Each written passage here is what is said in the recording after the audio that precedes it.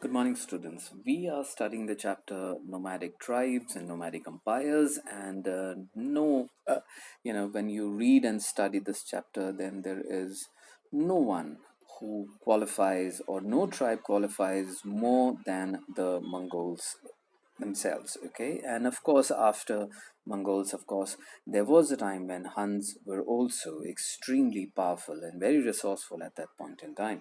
And we've also seen that it was the Mongols were very, very hardy people, very strong people, though short. Their horses were short in size, unlike the massive and smooth flowing Arabian horses. Even the Mongol horses were kind of matched the short height of Mongols. Their horses were also short in height, and everything appeared as if the people could be very, very harmless. And what would they be capable of after all? Short in stature, small looking people, even their horses don't run the way the Arabian horses, who literally fly and that literally talk to the wind.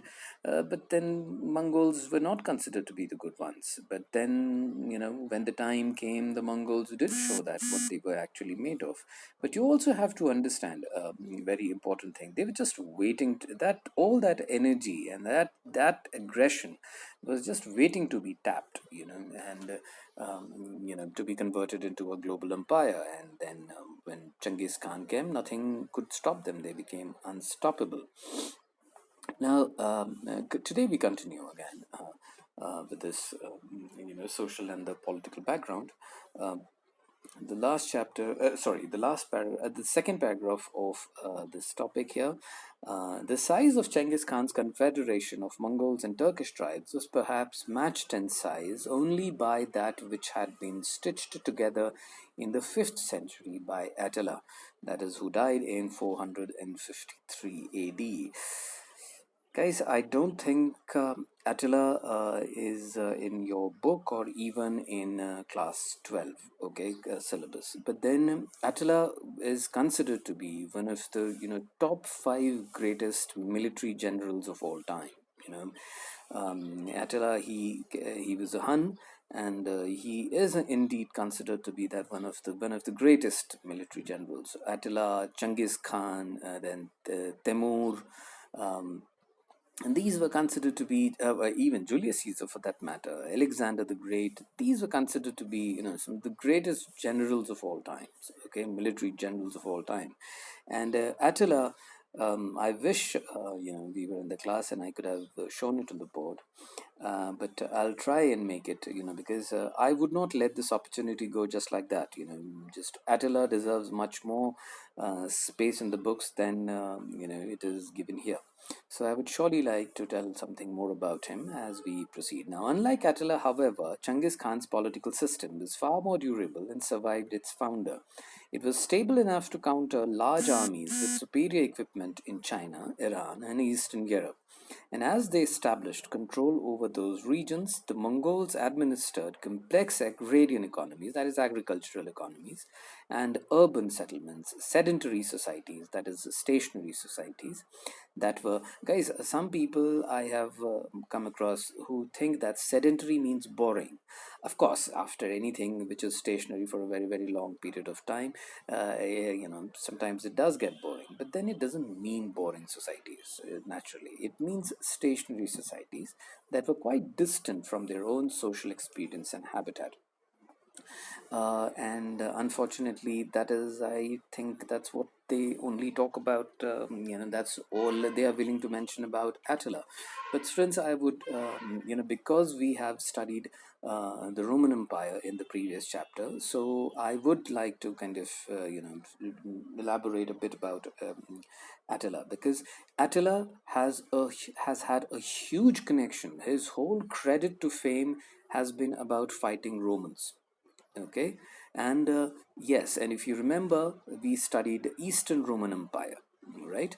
Yes, we had studied Eastern Roman Empire, and you have to understand that Rome, the Western Roman Empire, which really saw its downfall in around 300 to 400 and 500 years after that. That is, it it hugely had to do with the continuous onslaught of Attila.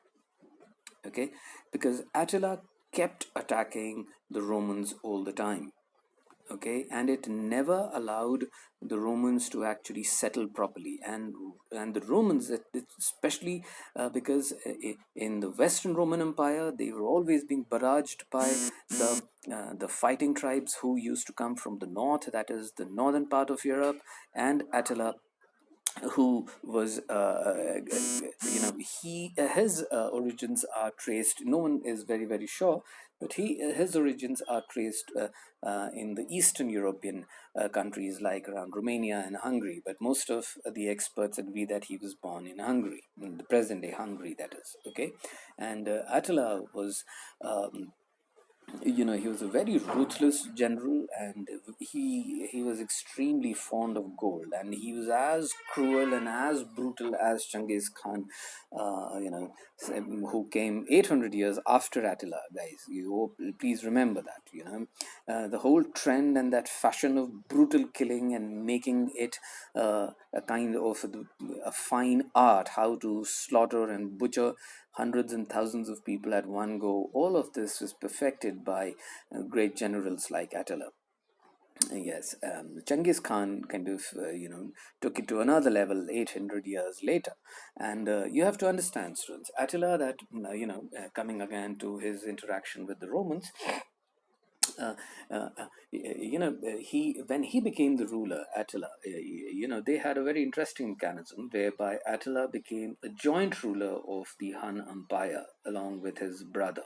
And but naturally, someone as ambitious and as ferocious and a great man like Attila could not have handled joint rule. He could not have shared the decision making. He was not very much concerned about how much wealth he had. No, though he was extremely fond of gold, but individually he was not at all concerned about whether he had money or he didn't have money. But those kind of men go for power, students. They could not, and someone like Attila could not have shared that power with his brother. So one day he got his brother killed and assassinated. That is, and then he became the sole ruler of the Mongols, of the Huns, and then got along, butchering the Romans and everything that the Romans controlled. And the only one battle that he lost, Attila, was now it shows yes, because he got killed in 453, and after continuous fighting and always, in his whole military life, he was only defeated once, and that was in 400, I think 2 years before if he's, that's mentioned, he died in 453 AD. That means that battle was in 451, because I clearly remember that was 2 years before his death. Because that battle was fought in the plains of France, okay, the Catalonian plains of France. Now, Catalonian plains, now no one talks about it because those are not. But if I tell you, it was in the areas where champagne is grown today, so you would instantly understand. So those were the areas where the battle actually took place. And one also very interesting thing about Attila, students, I would like to share with you that Attila was buried under the water. All the great rulers and generals, they all have their mausoleums and they get buried here and they have their graveyards and all of that. We know people go even today to pay their respect and homage, but then Attila was actually buried in a riverbed. In the morning when he was, people found out that yes, it is believed he didn't fight, he didn't die in a battle or a fight. It is considered that yes, he had excessive drinking probably at the night, or during the night, or probably he was poisoned, some theories, and because so no one really knows how, because it was a very kind of, he went to sleep one night and woke up in the morning dead. So when he was buried, the whole river, one of the rivers which no one knows where it is, okay, one of the rivers in Hungary, was it is considered that the whole river was diverted. Okay, it was dammed and the whole flow of the river was diverted, and then on that bed, okay, He was buried along with his horses, his own weapon, and then the weaponry of all the great rulers and military generals that he had defeated, all the tons of gold and silver and everything, and that's where he was buried. And then when everything was done, then the dam was again removed, and so that the river could start flowing once again like it always did, and like it always did on the same route. So no one really knows where Attila was buried, but it is believed again that he was buried somewhere in some area of Hungary. So that is very interesting about Attila, and considered to be one of the greatest military generals.